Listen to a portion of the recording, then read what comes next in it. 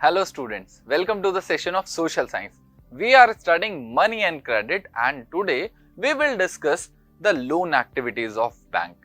सवाल आता है पिछले सेशन से। पिछले सेशन में हमने देखा कि कैसे मनी बैंकिंग सिस्टम में एक बहुत अमेजिंग एवोल्यूशन के तौर पे निकल कर आती है और वहीं पर हमने बात की थी डिमांड डिपॉजिट की, जहां हमने बात की कि हमारा डिपॉजिट बैंक में रहता है, बैंक उस पर इंटरेस्ट देता है। सवाल ये आता है कि बैंक हमारे पैसे का आखिर करता क्या है, वो ऐसा क्या करता है कि हमारे ही पैसे पे हमें इंटरेस्ट भी दे पाता है। तो चलिए आज थोड़ा इस बात को एक्सप्लोर करते हैं। तो सबसे पहले हम बात करेंगे लोन एक्टिविटीज जो बैंक करता है। अब बैंक यहां पर क्या रोल प्ले करता है? बैंक यहां पर एक मीडिएटर का रोल प्ले करता है। Banks mediate between depositor and borrower.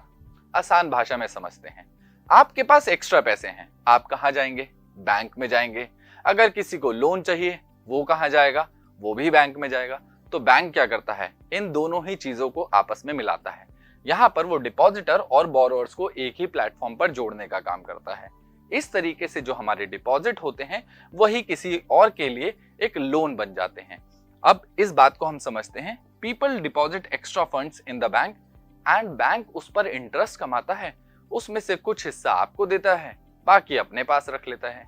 अब आप सोच रहे होंगे कि अगर आपका सारा डिपॉजिट बैंक किसी और को दे रहा है तो बैंक के पास क्या रह रहा है? आपकी जानकारी के लिए बता दूं, बैंक आपके सारे बिहेवियर को नोट करता है।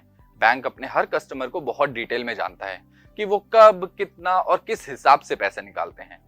इसके अलावा बैंक के पास जितना भी टोटल डिपॉजिट होता है वो उसका कम से कम 15% अपने पास विड्रॉल फैसिलिटी के तौर पर रखता है।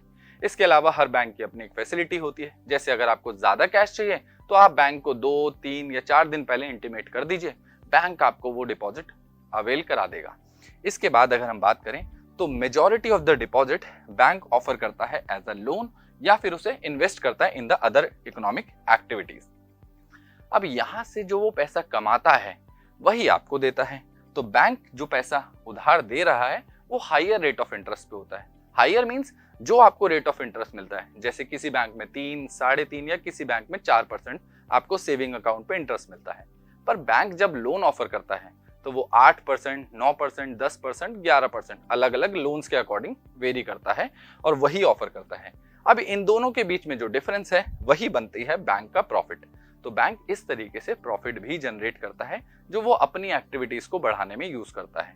अब इस चीज के बारे में अगर हम थोड़ा और समझें तो हमें थोड़ा क्रेडिट को पहले समझना पड़ेगा। तो क्रेडिट क्या है? क्रेडिट एक ऐसा एग्रीमेंट है जहां पर अ पर्सन गिव मनी और good to the needy person with the promise of to repay that with some rate of interest. मतलब आपने किसी को कुछ उधार दिया, उससे कहा कि भाई आप इसको 6 महीने में पे कर देना, पर इसके साथ कुछ इंटरेस्ट भी जोड़ देना। तो यही आपका क्रेडिट बनता है।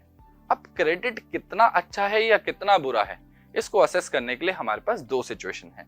पहली सिचुएशन हम लेके आ रहे हैं फेस्टिवल सीजन से, दूसरी हम कनेक्ट करेंगे फार्मिंग प्लान से।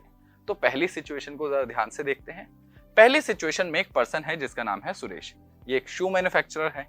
अब इनके पास एक बहुत बड़ा ऑफर आता है। फेस्टिवल टाइम में इनके पास एक ऑर्डर आता है जिसमें 3000 पेयर ऑफ शूज बनाकर देने हैं इन अ मंथ। अब ये इनके हिसाब से काफी बड़ा ऑर्डर है। इसके लिए इन्हें कुछ एक्स्ट्रा वर्कर्स चाहिए, रॉ मटेरियल चाहिए और न जाने क्या क्या। इसके लिए सुरेश क्या करते हैं कि सुरेश अपना लेदर उधार लेते हैं। इसके अलावा जिससे उन्हें ऑर्डर मिला था उनसे 1000 पेयर का जो पैसा है वो एडवांस ले लेते हैं। इस तरीके से यहाँ पर 2 लोन सामने आते हैं। इन 2 लोनों को चुकता करने के लिए इन्हें टाइमली अपना काम पूरा करना पड़ेगा और होता भी यही है कि by the end of the month Suresh अपना ऑर्डर डिलीवर कर पाते हैं और यहाँ से ये प्रॉफिट जनरेट करते हैं और अपने ही प्रॉफिट से वो लोन को रीपे कर पाते हैं और इस तरीके से काफी बेहतर सिचुएशन में आ जाते हैं।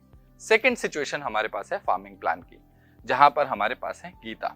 गीता एक स्मॉल फार्मर है जो ग्राउंड नट यानी मूंगफली उगाती हैं। इनका जो लैंड साइज है वो है 3 एकर्स का। अब यहाँ पर ये कल्टीवेशन के लिए लोन लेती हैं। अब कल्टीवेशन तो हो रहा है, मिड सेशन इनके ही फार्म में पेस्ट लग जाता है यानी कीड़ा।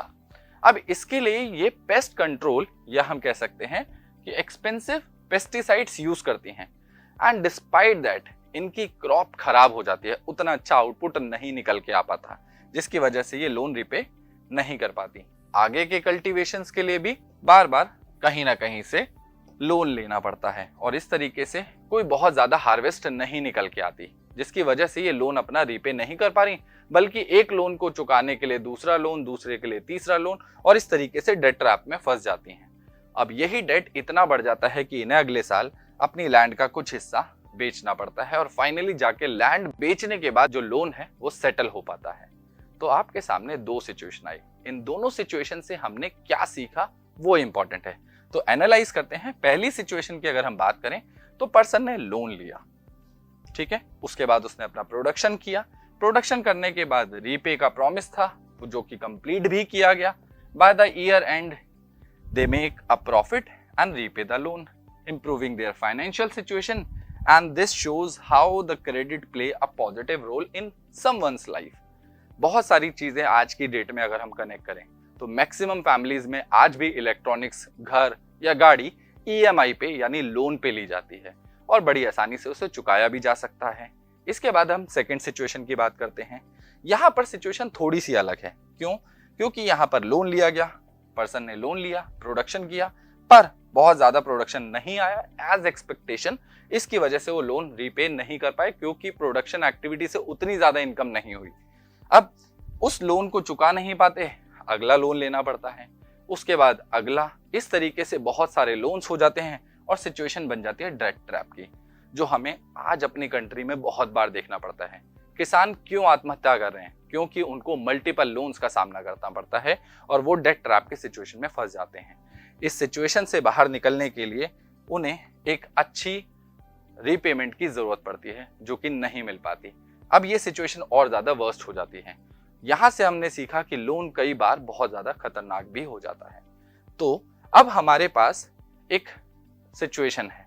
सिचुएशन आपके टास्क के लिए है। सिचुएशन ये बताती है कि हाई रिस्क सिचुएशन में क्या आपको क्रेडिट हेल्प कर सकता है या नहीं, या कैसे ये आपकी प्रॉब्लम को और ज्यादा बढ़ा सकता है। इसके लिए आपको अपने आसपास ही देखना है, शायद आपको कोई बेहतर एग्जाम्पल मिल जाएगा इसे एक्सप्लेन करने के लिए। तो ये है आपका टास्क। मैं मिलता हूं किसी और ऐसे ही सेशन में। Till then keep learning and keep smiling.